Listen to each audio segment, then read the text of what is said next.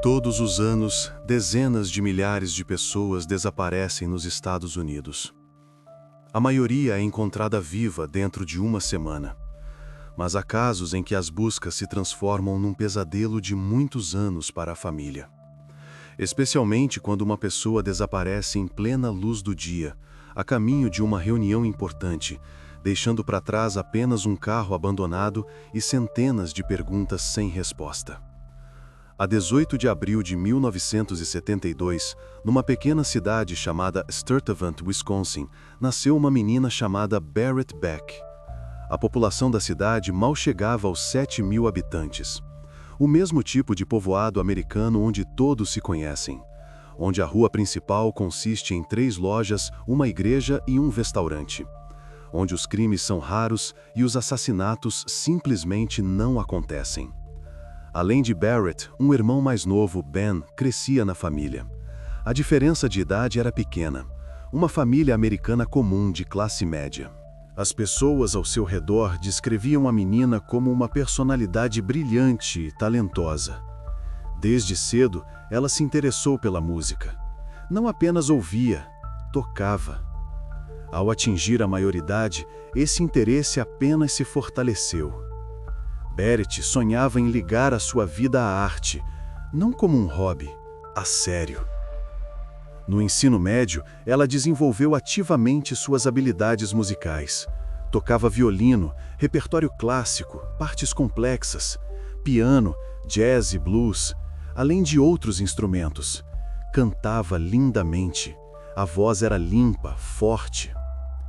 No verão de 89, ela foi até convidada para uma digressão nacional com uma banda de música cristã. Um mês nas estradas da América, atuações em igrejas, acampamentos juvenis. A fé ocupava um lugar importante na vida da jovem. Não era ostentação, era genuína. Nesses mesmos anos, Barrett namorava um rapaz chamado Curtis, um amor de escola que se transformou num relacionamento sério. O jovem até a pediu em casamento. Ajoelhou-se, anel, tudo de acordo com as regras. Mas ela achou que era cedo para apressar as coisas. Pela frente tinha a carreira, os estudos. Tudo isso exigia concentração. O casal discutiu a situação calmamente, sem dramas. Decidiram adiar, pelo menos até a conclusão da faculdade. No entanto, conseguiram ficar noivos. O anel permaneceu no dedo, a promessa também. A vida corria bem. Barrett decidiu a instituição de ensino, uma faculdade com um bom programa de música. Agora queria juntar dinheiro, não depender dos pais. As ambições surgiram. Ela não ia seguir o caminho padrão dos adolescentes americanos. Trabalhar como empregada de mesa num café de estrada, barmaid num bar local, vendedora num centro comercial. Mesmo sem diploma, Barrett esperava mais. Por acaso, deparou-se com um anúncio de uma empresa de construção. Precisava-se de uma secretária. A ideia a entusiasmou imediatamente. A jovem lidava bem com o computador, uma raridade nos anos 90. Naquela época, era uma habilidade séria. Marcou uma entrevista. Mais tarde, ela recordava o dia da entrevista em detalhes. Vestiu uma blusa formal. Memorizou algumas frases sobre suas habilidades. Estava nervosa. A gerente da organização gostou dela imediatamente. Uma mulher de meia idade, rigorosa, mas justa. A qualificação, claro, não era comprovada por documentos. Mas eles foram ao seu encontro. A única condição era frequentar um seminário de informática de 3 dias para iniciantes. Treino em programas básicos, trabalho com documentos. Perder tal oportunidade seria tolice. O trabalho oferecia um bom salário para os padrões de uma jovem de 18 anos. Perspectivas de progressão na carreira.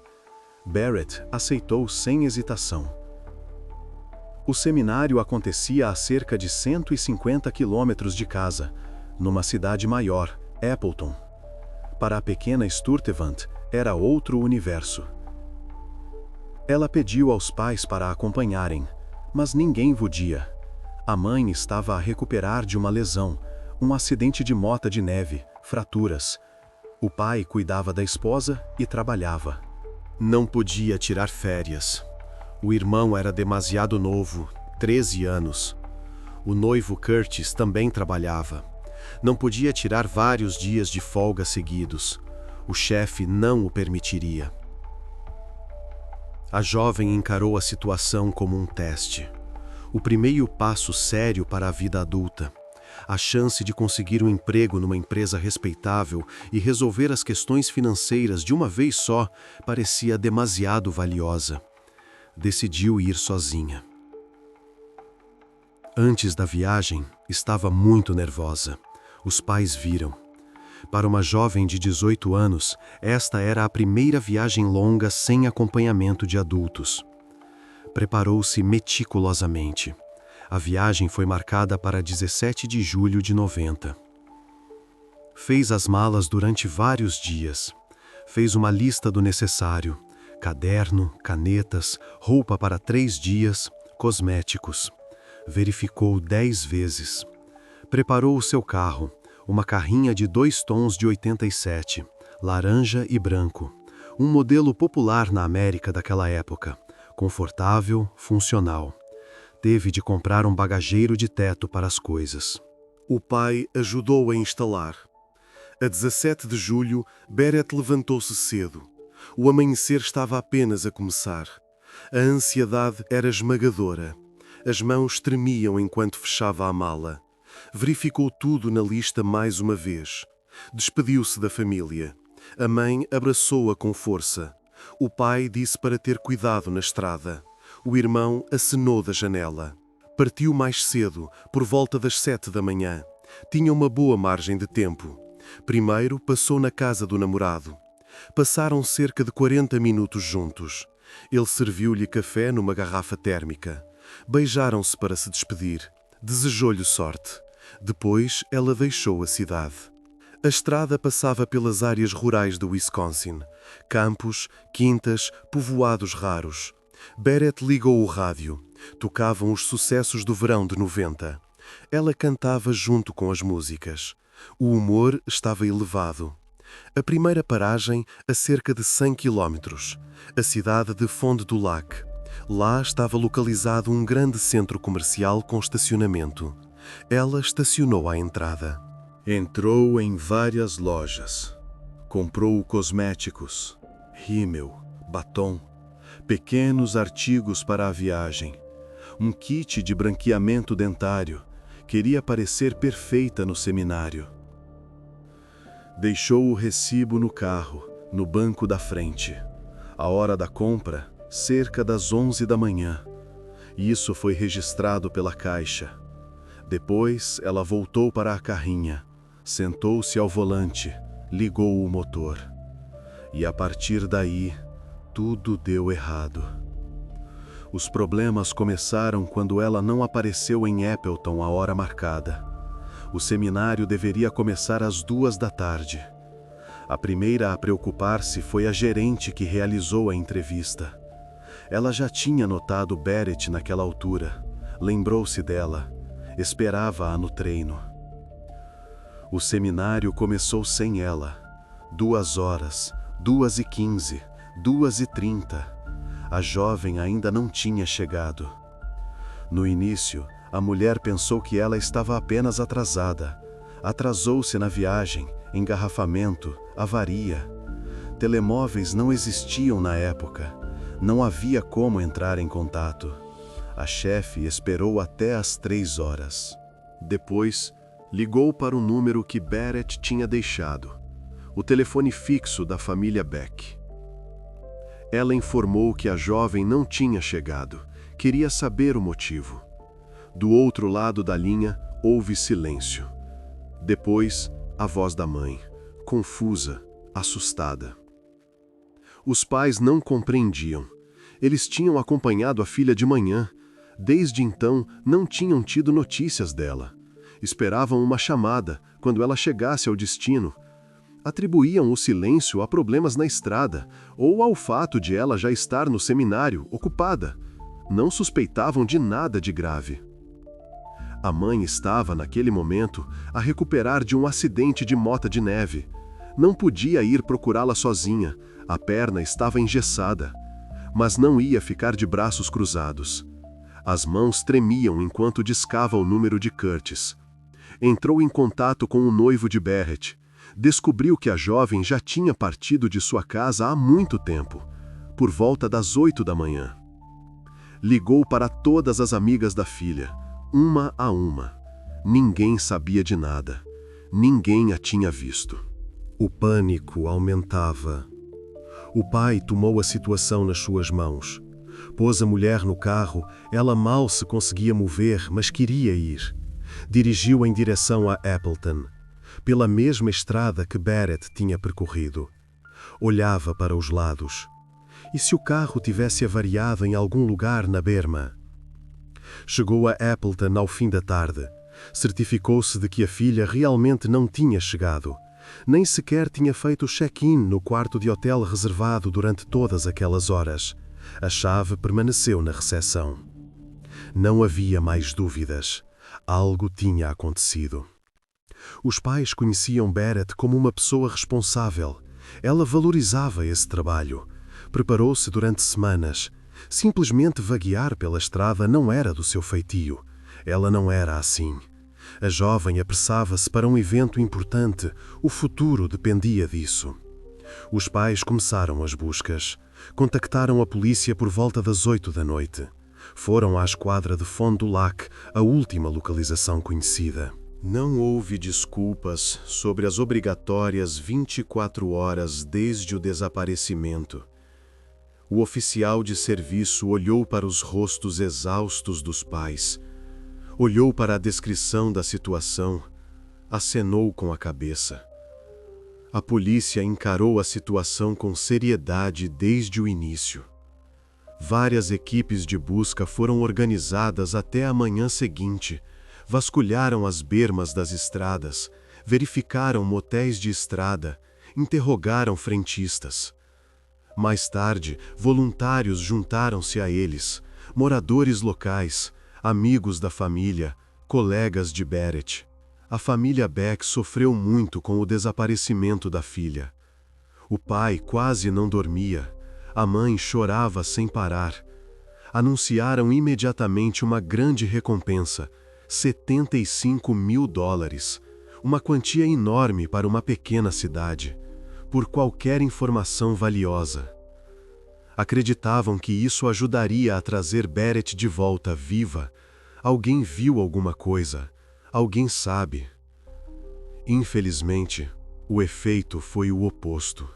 Quanto mais amplamente se espalhava a informação sobre o desaparecimento e a recompensa, mais chamadas a polícia recebia.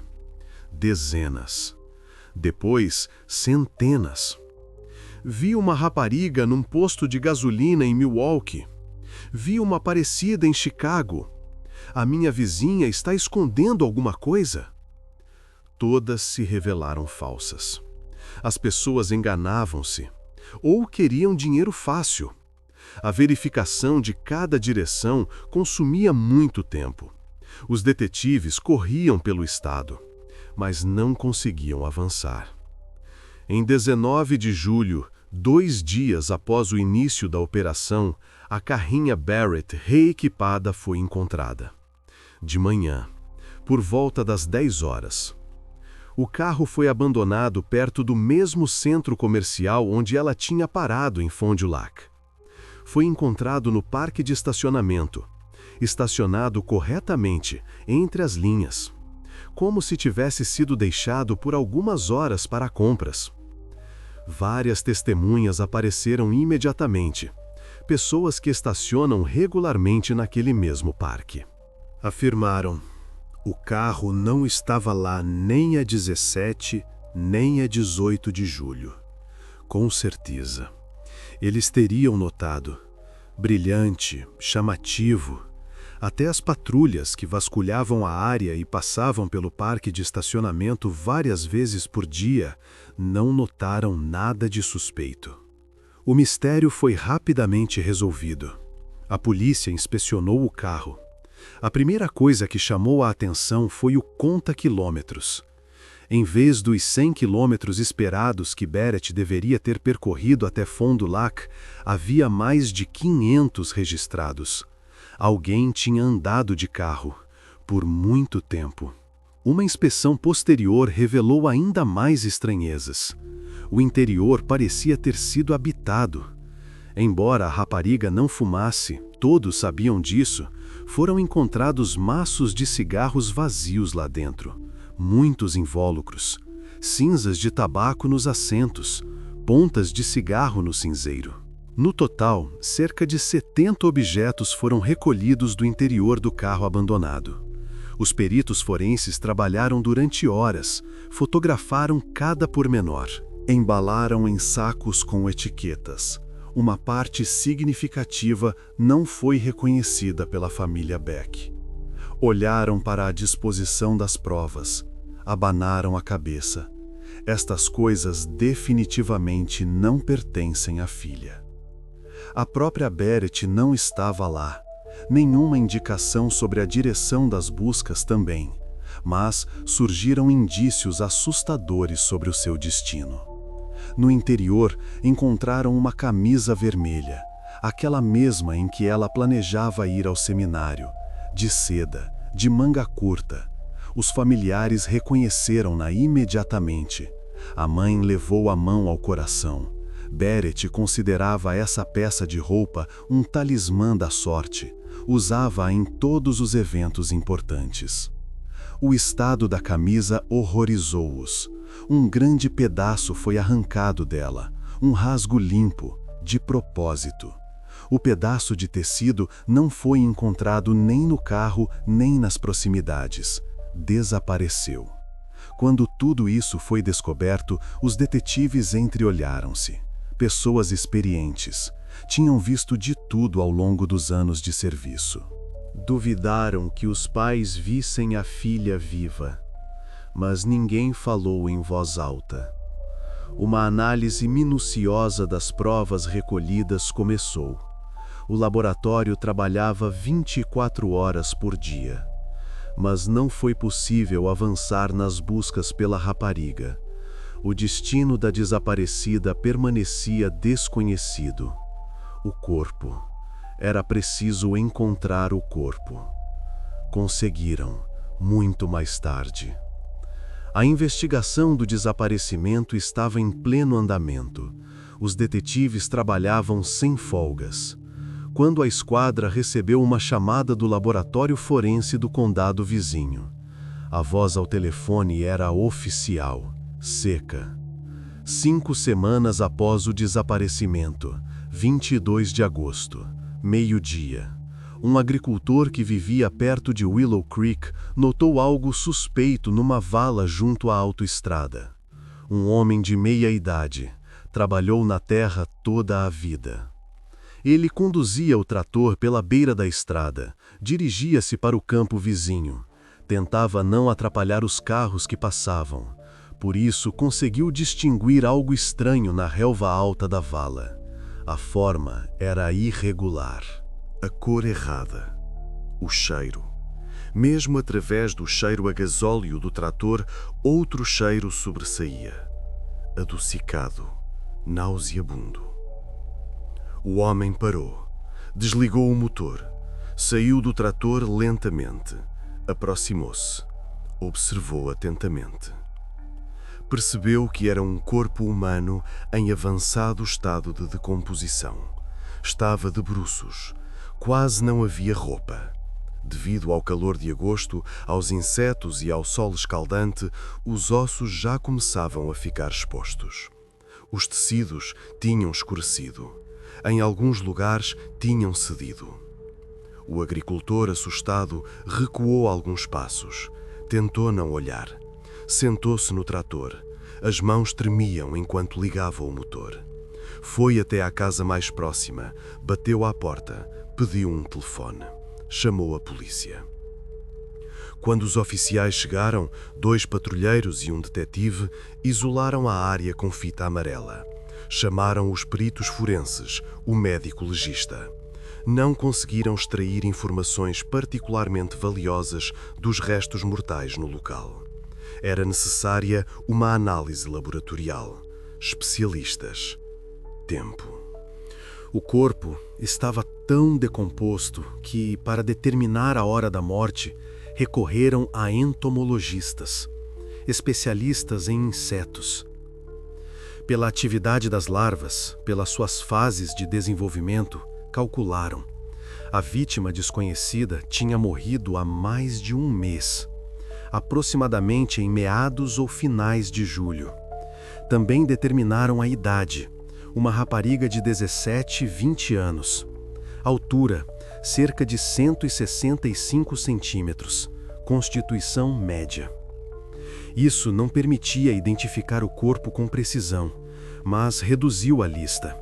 Uma análise minuciosa das pessoas desaparecidas no condado reduziu-a a algumas pessoas. 3 raparigas da idade adequada desapareceram nos últimos 2 meses.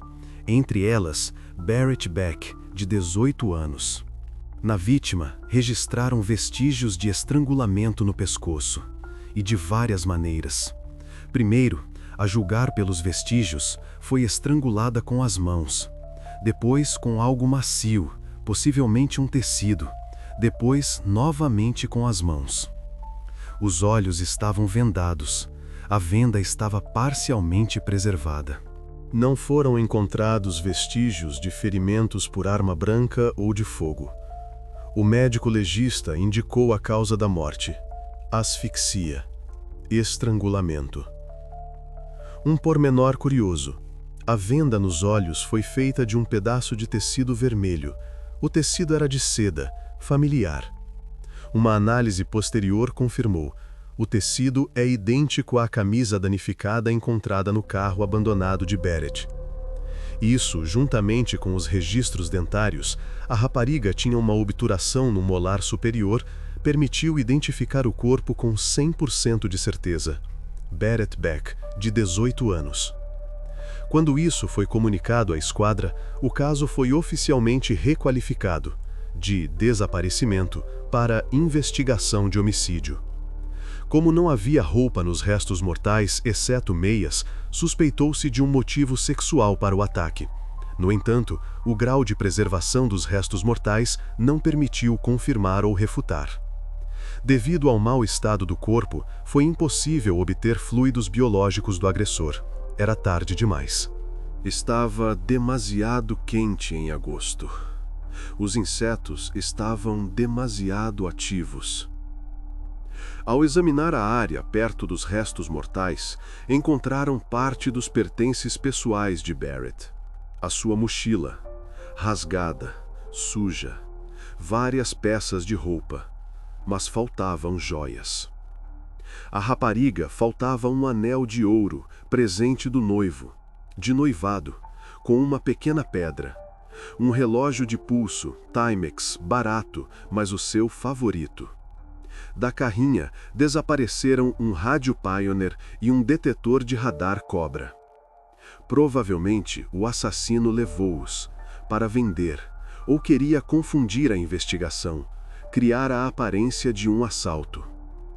Numa inspeção mais atenta do carro, já no laboratório, sobre as luzes, o anel foi, afinal, encontrado. Estava debaixo do tapete do lado do condutor. Tinha rolado para lá. Brilhava à luz da lanterna. Os outros objetos permaneceram perdidos.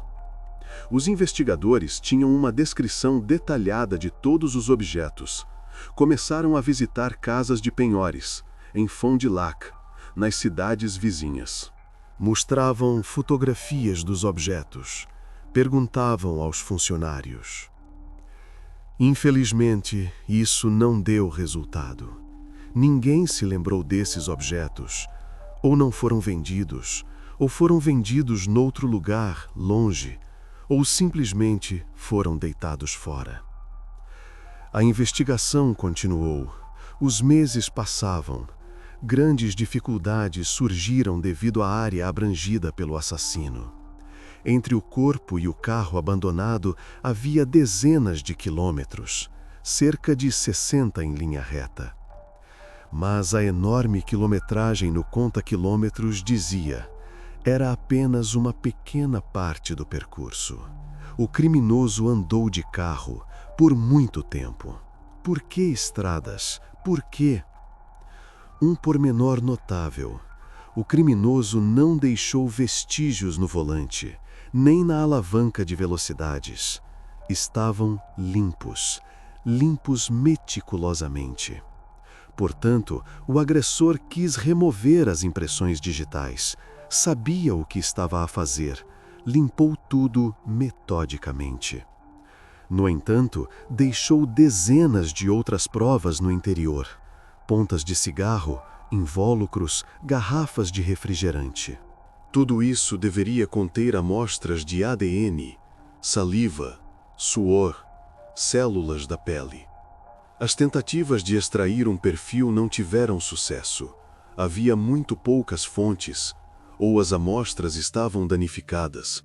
Para as capacidades da perícia forense dos anos 90, isso era intransponível. Com o tempo, o xerife do condado, um homem perto da reforma, experiente, assumiu o controle pessoal do caso. A quilometragem o intrigou, mais de 500 quilômetros. Para onde? Por quê? Fizeram-se tentativas para rastrear todos os movimentos do carro de Barrett. Era chamativo, laranja e branco, notório, com um bagageiro no teto, com adesivos no vidro traseiro. A rapariga preparou-se cuidadosamente. Usava equipamento adicional. No entanto, o modelo revelou-se demasiado comum. Carrinhas desta marca estavam por toda parte em Wisconsin. Era difícil destacar-se no trânsito. Câmeras nas estradas eram praticamente não utilizadas naquele período, apenas em grandes cruzamentos. E essa linha de investigação chegou a um beco sem saída. O criminoso possuiu o veículo por vários dias. Da noite de 17 de julho à manhã de 19 de julho.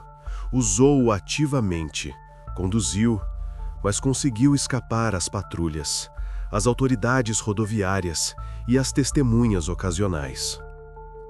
Considerando a frieza e o método de homicídio escolhido, suspeitou-se.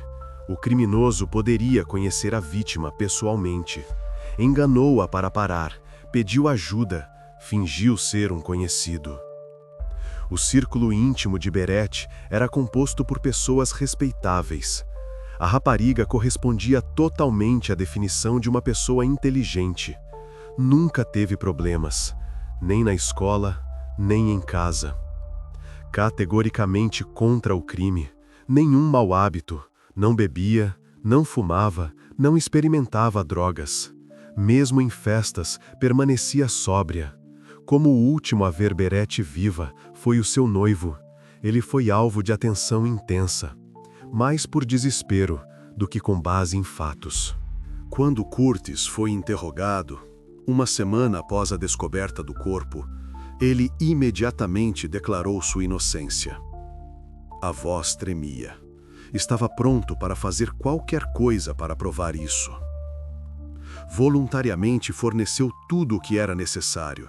Amostras de DNA, impressões digitais.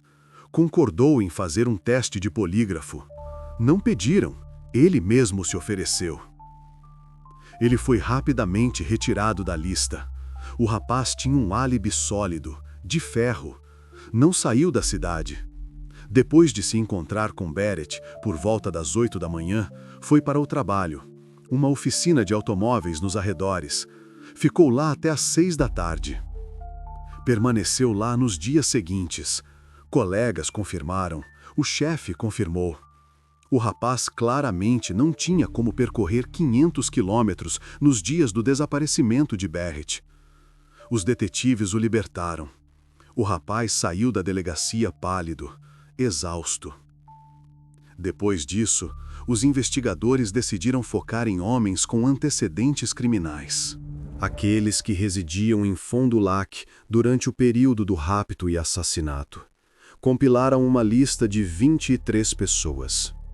O principal suspeito rapidamente se tornou um criminoso local, cuja vida inteira foi dedicada ao crime.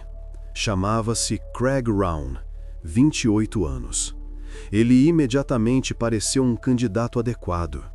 O rapaz tinha até um apelido: Louco. Ele usava esse apelido nos círculos criminosos. Ganhou-o por explodir instantaneamente. Em acesso de raiva, mal conseguia controlar-se. Podia bater, podia ameaçar, podia agir impulsivamente. Este jovem imprevisível tinha um longo histórico criminal, uma pasta de casos com vários centímetros de espessura. Ele chamou a atenção da polícia imediatamente. Especializava-se em roubo de automóveis, em assaltos a armadas. Embora Barrett não tenha sido baleada, nem esfaqueada, mas o criminoso usou o carro dela por um longo tempo. Além disso, Craig foi visto na área de Fond du Lac por volta da mesma hora em que Barrett ia para um evento de trabalho. Uma testemunha o viu num posto de gasolina. Os detetives obtiveram um mandado para revistar a propriedade de Craig Rain no inverno de 91. Janeiro. Geada. Ele intensificou as suspeitas desde o início. Recusou-se terminantemente a cooperar. O homem negou qualquer envolvimento no roubo do carro, na morte da rapariga. Não conseguiu fornecer um álibi. Estava em casa, sozinho. Ninguém me viu. Recusou-se a fazer um teste de polígrafo. Cruzou os braços sobre o peito. Olhou para a parede. Craig tinha a certeza. Tudo isso era inútil. Estavam apenas a tentar fazer dele um bode expiatório. Atribuir-lhe um caso não resolvido. Fechar as estatísticas. No entanto, na busca à casa e ao carro, não encontraram nenhuma prova. Nem o rádio Pioneer, nem o detetor de radar, nem o relógio Timex, nem as roupas de Barrett. Nada. Os detetives estavam convencidos. Craig era o culpado. Por isso, concentraram-se em reunir provas contra ele. Cavaram mais fundo. De acordo com os registros policiais, ele começou a ter sérios problemas de comportamento ainda na adolescência. 14 anos. Fugia de casa, dormia na casa de amigos, depois na rua. Tornou-se viciado em drogas, maconha primeiro, depois mais pesadas. Mergulhou no mundo do crime gradualmente. Abandonou a escola aos 16. Começou a roubar carros, pequenos furtos primeiro, lojas, garagens, depois mais sério.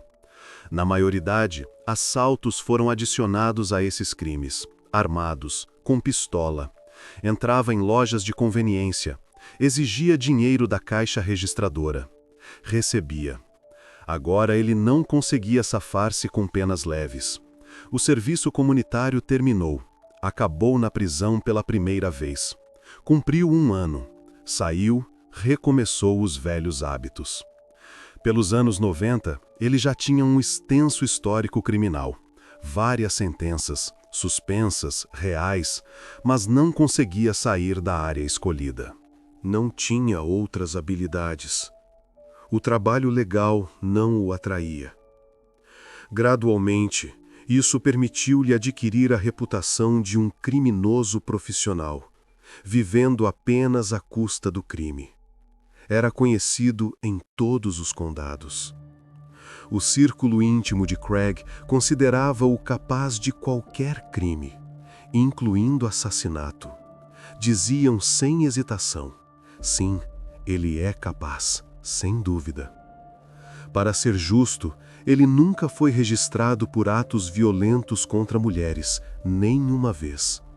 Batia em homens, assaltava lojas, mas não tocava em mulheres, como se tivesse uma linha vermelha interna. Os investigadores consideravam-no propenso à violência, capaz de matar uma pessoa sem remorsos, se fosse necessário, se fosse preciso. Por isso, tentaram ligar o homem ao desaparecimento da rapariga. Procuravam por qualquer coisa. A ausência de provas contra Craig foi atribuída à sua experiência. Ele conhecia o sistema por dentro. Sabia no que os investigadores se concentrariam. Por isso, destruiu as provas. Limpou o carro. Livrou-se dos pertences. Foi cauteloso. As razões eram convincentes. Por volta da época em que Barrett foi raptada, Craig estava a viver num motel, barato, perto do centro comercial de Fond du Lac, quarto no segundo andar. A janela dava para o estacionamento. As suspeitas eram confirmadas, mas apenas indiretamente. Geograficamente coincidia, criminalmente coincidia, psicologicamente coincidia, mas não havia provas diretas. Não podiam acusá-lo do assassinato de Barrett. No entanto, não demorou muito para encontrar outro motivo. Ele foi preso na primavera de 92, colocado numa prisão federal, por um crime não relacionado, um assalto aos Correios. Isso permitiu que a investigação continuasse tranquilamente, sem temer que o perigoso reincidente fugisse, se escondesse, destruísse as provas restantes. Um informador da polícia deu uma grande contribuição para o aumento das suspeitas, chamado Tim Amanson, 32 anos. Um pequeno traficante de drogas que trabalhava para a polícia. Ele conhecia o suspeito. Cruzavam-se nos círculos criminosos.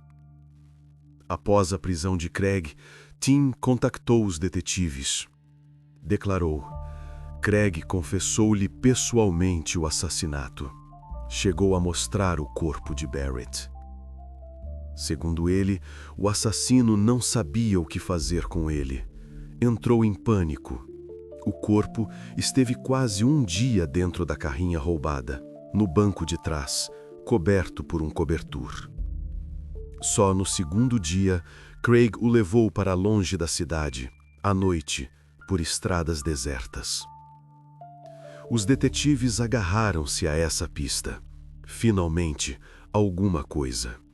Mas, quanto mais trabalhavam no caso, tentando ligar a ele o único principal suspeito, mais claramente percebiam: não havia nada contra ele, apenas as palavras do informador.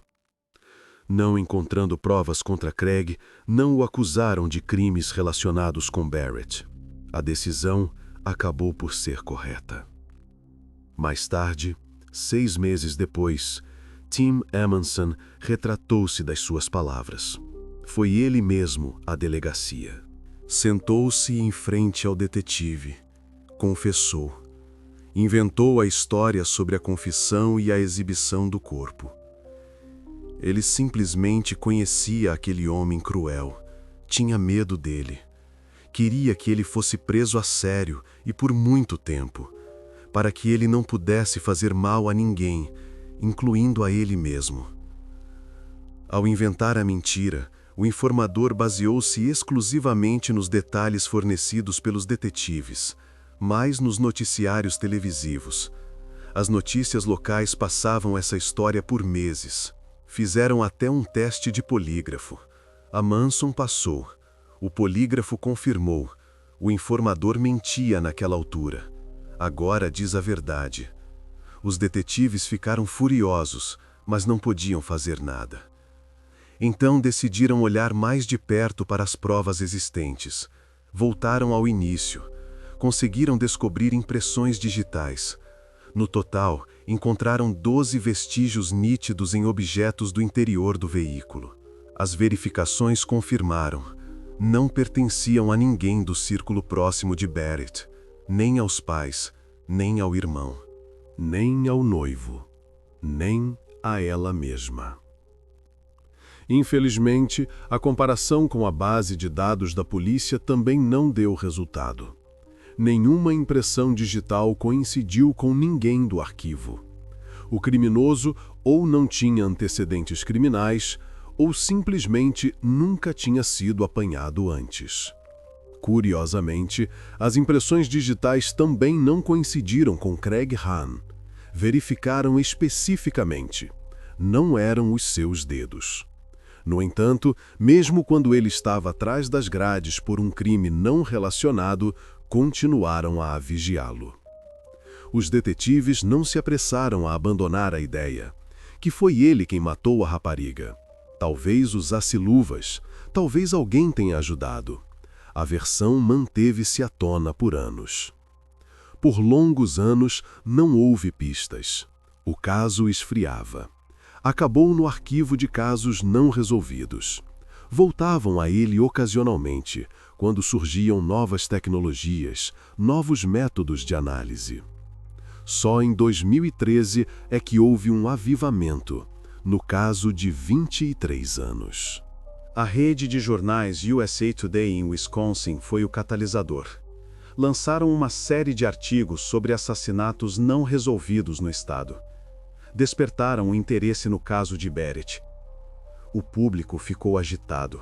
As pessoas escreviam cartas, ligavam para a redação, exigiam justiça. Lançaram novamente a investigação, sob pressão.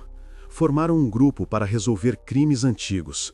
Um novo detetive juntou-se a ela, jovem, ambicioso, com uma formação moderna. A primeira coisa que ele fez foi pegar todos os documentos do arquivo, caixas empoeiradas, relacionadas com Barrett Beck. Decidiu digitalizá-los. Digitalizou cada página, carregou para a base de dados.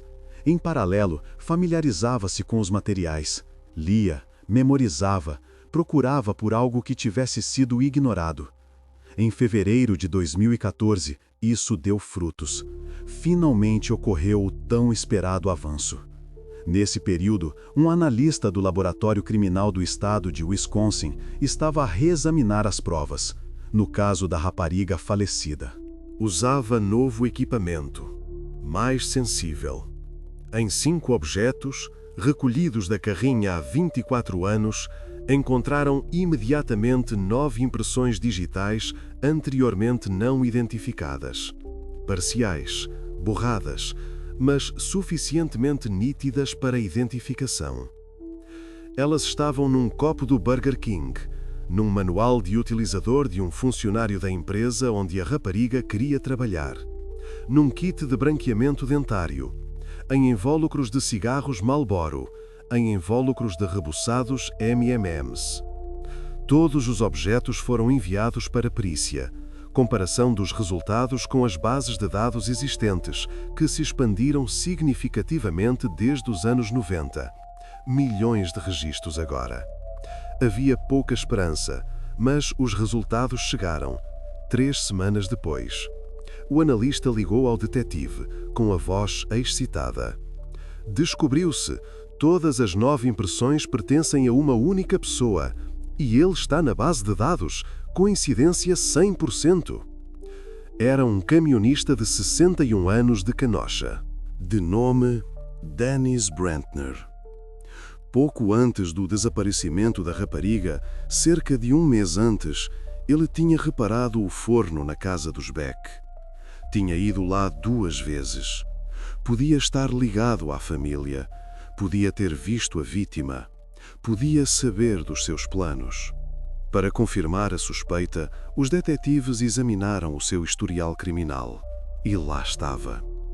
Em 94, ocorreu a primeira detenção. O homem atacou a sua segunda esposa, raptou-a de casa, levou-a para a floresta, espancou-a, ameaçou matá-la. A esposa sobreviveu, recorreu à polícia. Ele recebeu 3 anos.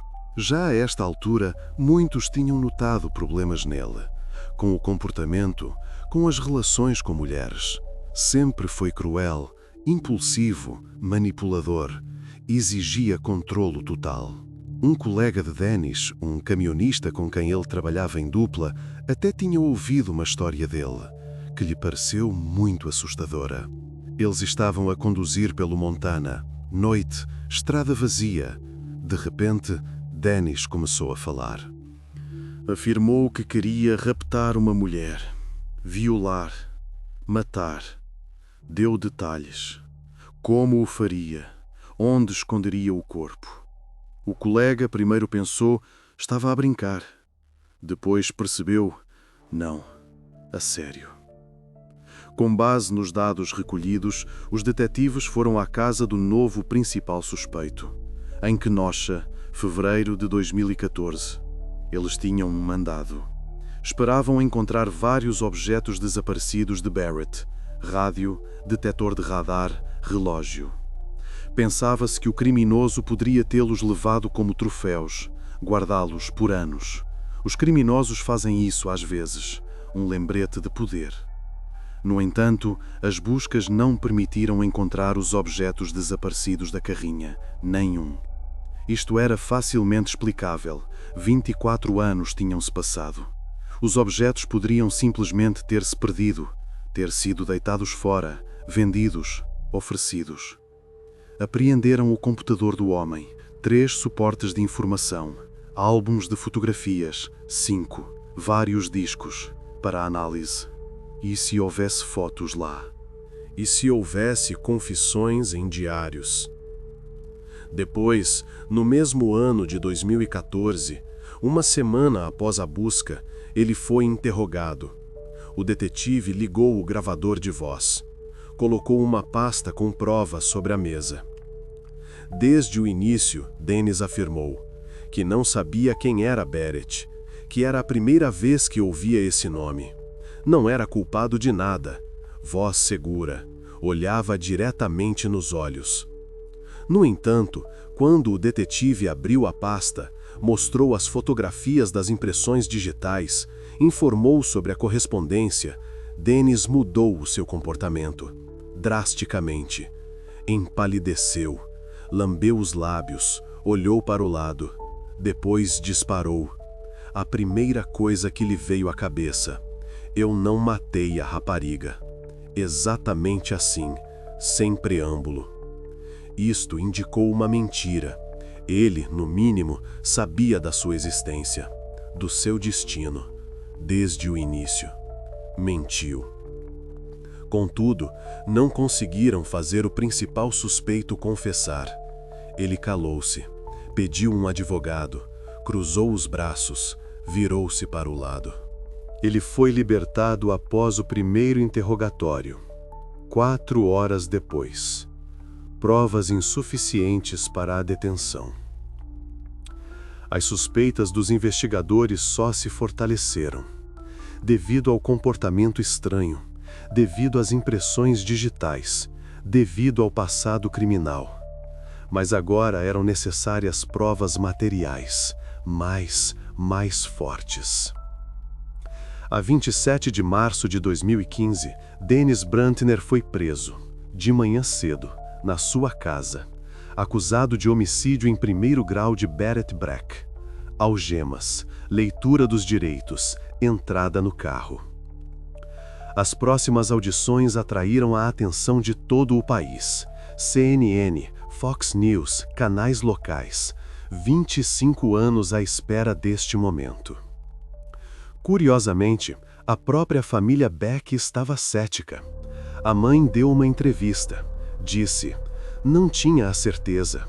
Em 25 anos de investigação, o nome deste homem apareceu pela primeira vez na lista de suspeitos, pela primeira vez. Além disso, conheciam o homem pessoalmente. Lembravam-se dele. Tinha reparado o forno. Era educado, calado. Consideravam-no inofensivo. Não podia ter atacado Barrett. Não era a pessoa certa. Por isso, os pais pensaram que a polícia poderia ter prendido a pessoa errada, novamente, como aconteceu com Craig Rahan. No entanto, as audições começaram, junho de 2016. Nelas, os pais e o irmão convenceram-se da culpa de Dennis, gradualmente, a cada dia das audições. A acusação baseou-se nas impressões digitais, as únicas provas diretas, mais uma lista inteira de provas circunstanciais. Essencialmente, incluíam cigarros Marlboro, que o criminoso fumava, cinzas encontradas na carrinha abandonada. A análise mostrou a mesma marca. Além disso, declarações de testemunhas. O colega que ouviu sobre o desejo de raptar e matar uma mulher. A ex-esposa que contou sobre a violência. Episódios perturbadores do passado do homem, que indicavam uma propensão para a crueldade, para o controle sobre as mulheres, para a manipulação. Naturalmente, o advogado começou imediatamente a insistir, na insuficiência de provas. Todas as provas eram circunstanciais. Impressões digitais? Ele reparou o forno. Poderia ter tocado acidentalmente em objetos no carro quando recolhia as suas ferramentas. Poderia. Mais uma lista inteira de outros objetos que não foram considerados. Por exemplo, várias amostras de ADN da carrinha, que não correspondiam ao acusado. De quem eram? Talvez do verdadeiro assassino? O advogado de defesa queria referir-se ao suspeito anterior, Craig Wren, mas o juiz proibiu. Nem sequer se podia mencioná-lo durante as audições, para evitar parcialidade do júri. Mas, apesar do mínimo de provas, as evidências pareciam convincentes. Uma das mãos do camionista estava deformada, uma lesão na juventude. 2 dedos tinham se unido incorretamente, uma marca característica. Isto correspondia claramente às impressões digitais na carrinha, no copo, no invólucro. Não podia haver coincidências acidentais. O perito mostrou fotografias ampliadas. Os jurados acenaram com a cabeça. A família Beck depôs perante o júri. A mãe, o pai, o irmão. Até o noivo de Barrett, Curtis, voou de outro estado. Todos descreveram emocionalmente a vida após o assassinato da rapariga. Como tudo desabou, como a família mudou. A mãe chorou. O pai olhou para o chão. O irmão, agora um homem adulto, cerrava os punhos. Curtis nunca se casou. Durante 25 anos, manteve-se fiel à memória dela. Apesar da eloquência da acusação, após 3 semanas de audições, os jurados chegaram a um impasse. Votação. 7 pela culpa, 5 contra. Não conseguiram chegar a uma unanimidade. O julgamento foi declarado nulo, mistrial. Em janeiro de 2017, decidiu-se realizar novas audições. A lista de provas permaneceu basicamente a mesma. Ambas as partes tinham grandes chances de vitória. Poderia ir para qualquer lado. Com base na recomendação do advogado Dennis Brantner, em fevereiro de 2018, confessou a culpa. Em homicídio por negligência, manslaughter, não em primeiro grau, mais leve. No entanto, recusou-se a detalhar o ocorrido. Como exatamente, por quê, onde se encontraram. Era impossível avaliar a verossimilhança da sua versão. Manteve-se teimosamente em silêncio. Naquele momento, o homem tinha 64 anos, cabelos grisalhos, curvado. Na proferição da sentença, basearam-se na legislação estadual dos anos 90.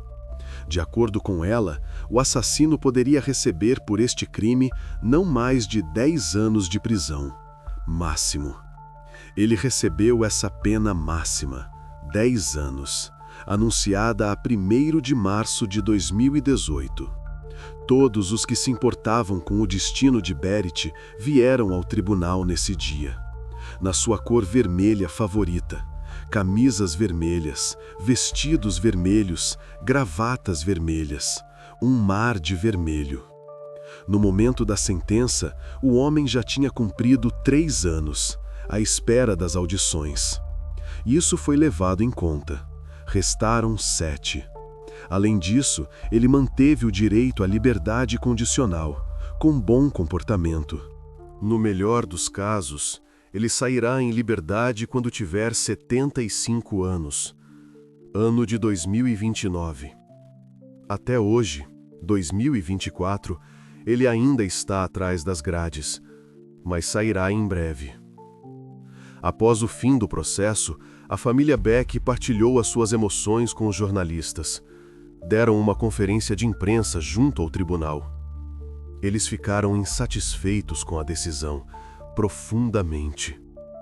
Pelas acusações inicialmente apresentadas, homicídio em primeiro grau, o assassino poderia ter recebido mais de 27 anos e meio de prisão, ou até prisão perpétua. Consideraram a sentença demasiado branda, ofensivamente branda. Eles sublinharam. A mãe falou ao microfone, a voz tremia. Gostariam que este predador perigoso morresse na prisão, para que nunca mais saísse. Agora, Dennis não só poderia viver o resto dos seus dias em liberdade, mas também fazer mal a outra pessoa novamente, a outra rapariga, a outra família.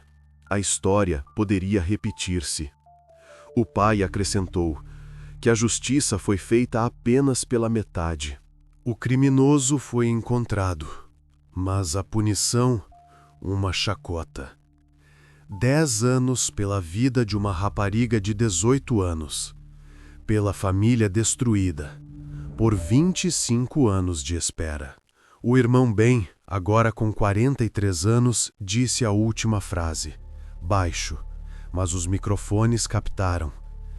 Ela nunca viu o seu casamento, não teve filhos, não viveu a sua vida. E ele sairá e será livre. Pausa. Isto é injusto. As câmeras clicavam, os jornalistas gravavam. A família virou-se e partiu.